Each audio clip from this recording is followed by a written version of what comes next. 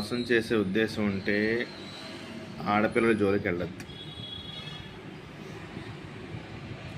కోటేశ్వరరావు గారి మాటల్లో చెప్పాలి అంటే కట్టు కుడిపేస్తుంది. అది ఎంత కట్టు కుడిపేస్తుందో మాటల్లో చెప్పలేం. పెనం మీద కూర్చుని నెత్తి మీదేమో వేడి నీళ్ళు పడుతూ, వెనకాల నుంచి బల్లెలతో సూదులతో పొడుస్తూ, లోపల నుంచి ఏమో వాంతులు అవుతూ, 102 జ్వరం వచ్చి, అప్పుడే తీసుకున్న అప్పుల వాళ్ళందరూ అప్పుడే మీదడిపోయి,